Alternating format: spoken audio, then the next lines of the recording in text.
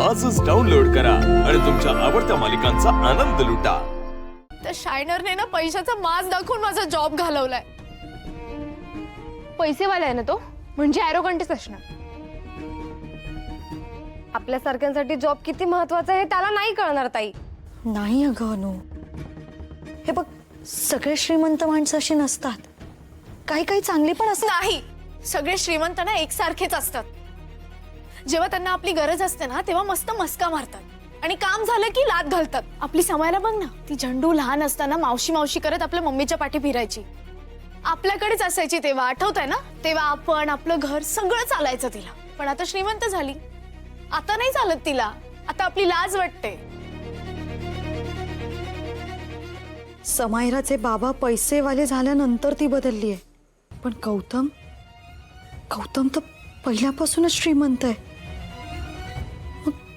मग तो पण नंतर बदलेल का? आणि मला त्यांनी जॉब नाही दिला ना त्याचं वाईट नाही वाटलं, म्हणजे मला ह्याच्यापेक्षा बेस्ट जॉब मिळेल मला माहितीये। मला मम्मीशी खोटं बोलावं लागलं ना त्याचं वाईट वाटतंय।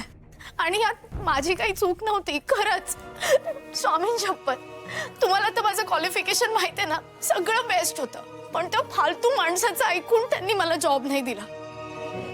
आणि मम्मीला नाही समजणार म्हणून मी तिला ह्यातलं काहीच नाही सांगितलंय। शरू हे बघ, जाऊ दे आता सगळं, शांत हो, झोप बरं आता तू। हे बघ सगळं नीट होईल। हा, आणि हा, आता झोपताना ना तोंडाला गम लावून झोप। चुप ग।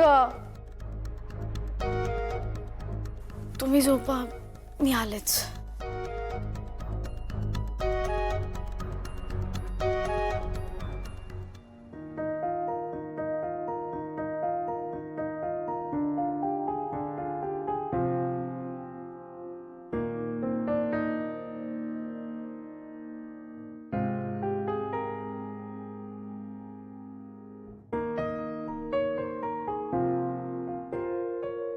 मम्मी, अगं काय तू झोपली नाहीस? अगं दरवाजा उघडा होता ना म्हणून मी आली। शरू, उद्याच्या ऑर्डरचा पत्ता आहे का ग तुझ्याकडे? हो आहे ना। आहे ना। ऑर्डरवरनं आठवलं, समजा उद्या कोणी मला असं बोललं हा की काय पमात आहे, तुम्ही स्टीलच्या डब्यांमधनं जेवण देता, असं त्या महागड्या टिफिन बॉक्स मधनं देत नाही, नको आम्हाला तुमचं कॅटरिंग, हा, किंवा काय तुम्हाला डाएट वाईट पण बनवता येत नाही, नको आम्हाला तुमचं कॅटरिंग, तुला काय वाटतं हे काय बोलेन? मी बोलेन नको तर नका घेऊ ना आमच्याकडनं, दुसऱ्याकडनं घ्या। त्यांच्या त्या महागड्या टिफिन बॉक्स मध्ये ना आपलं जेवण नसेल, आपल्या हाताची चव नसेल, आपण प्रेमानं केलेला स्वयंपाक नसेल, जर समोरच्याला आपली किंमत नसेल ना तर नुकसान त्यांचं आहे, आपलं नाही। महत्वाचं काय आहे, समजून सांगितलं तरी समजत नसेल तर चूक त्यांची आहे, आपली नाही।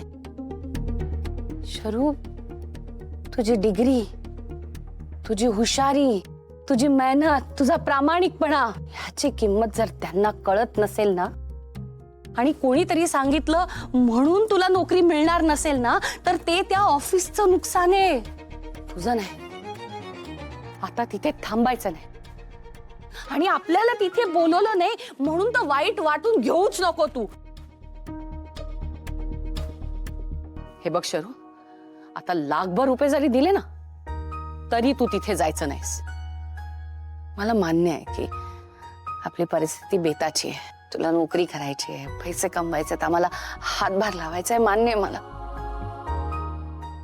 पण ह्या सगळ्यासाठी अपमान सहन करायची गरज नाही। शरू, आपल्याकडे एक गोष्ट भरपूर आहे, आपला स्वाभिमान। शरू, आपला स्वाभिमान नाही सोडायचा, नाहीतर काय कोण पण येईल डोक्यावर बसेल, चढवायचं नाही कोणाला डोक्यावर। किती पण मोठी कंपनी असू दे, मानाची कंपनी असू दे, पण आपला मान सगळ्यात मोठा असला पाहिजे। काय कळतंय का? एवढीची कळ कोणती? रोज क्वीन, सलग 3 वर्ष। सलग 3 वर्ष। एवढी मोठी झाली का तू आता? हा, मम्मीपेक्षा शहाणी झाली. मला वाईट वाटेल म्हणून लपून ठेवलंच नाही हे सगळं. शरू, अगं बापाच्या पायाला त्याच्या मुलाची चप्पल आली ना की बापलेक मित्र होतात असं म्हणतात. आणि जेव्हा मुलगी आईला सगळं खरं खरं मनातलं सांगते ना तेव्हा त्या मायलेकी मैत्रिणी झाल्या असं म्हणतात. मला आवडेल तुझी मैत्रीण व्हायला. आणि आता मारते मी तुला जोर जोरात, कधी कधी ओरडते, पण ते प्रेमाने ग. मला वाईट वाटेल म्हणून कधी काही लपून नको ठेवतो. होशील ना माझी मैत्रीण?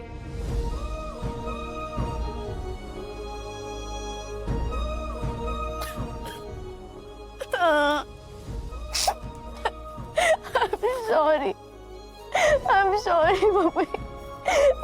मी परत असं नाही करणार खरं. बस बस बस, उठा उठा उठा. उद्या आपल्याला ऑर्डर आहे की नाही? हा, चला झोपायला हवं ना. हो, तू जा झोपायला. तुला सकाळी उठायचं ना डब्बा करायला. ते डबे होतील ग, पण मला झोपायचंय कारण मला स्वप्न बघायचं. आणि मला स्वप्नात तू नवरी झालेलं बघायचंय.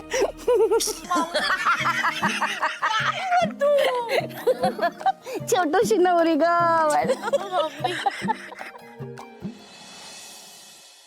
आज सकाळी मी आईंना म्हटलं मी ब्रेकफास्ट बनवून देऊ का, तर त्या नको म्हणाल्या. अगं टेन्शन आलं असेल त्यांना. ए तू गप्प बसा, तुझ्याशी नाही बोलत आहे. हॅलो सर, एक मिनिट. बरं, तुमचं हनीमूनचं काय ठरलं की नाही? आजकाल लोक पहिलं हनीमूनची डेट फायनल करतात, मग लग्न करतात. तुम्हाला कुठे जायचं असेल तर सांगा मला, मी बुकिंग करतो.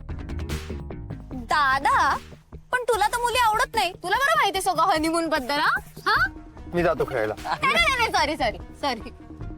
अरे आकाशचं एक नवीन काम सुरू होतंय, त्यामुळे आम्हाला काही दिवस कुठेच जाता येणार नाही. नंतर बघूया. खरंय, फिरायला काय कधीही जाऊ शकतो.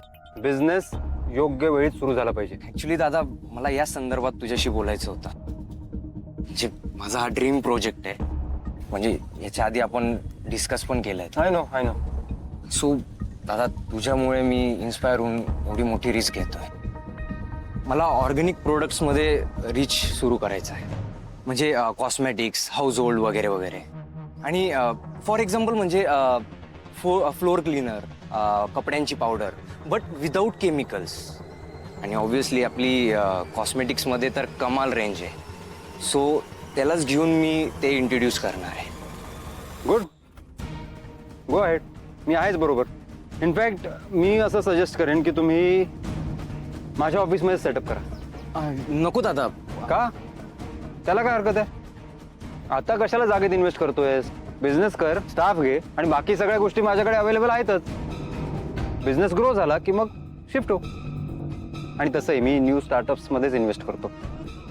लोक अवॉर्ड्स देतात मला त्यासाठी. आणि तू तर घरचा आहेस, अजिबात विचार करू नकोस. आणि मी तुमच्या बिझनेसमध्ये इंटरफेअर करणार नाहीये, तो तुम्हालाच करायचा आहे. मी फक्त तुम्हाला ऑफिस स्पेस ऑफर करतोय आणि एम्प्लॉई हायर करून देण्याची सोय करतोय. दॅट्स अ ग्रेट आयडिया दादा.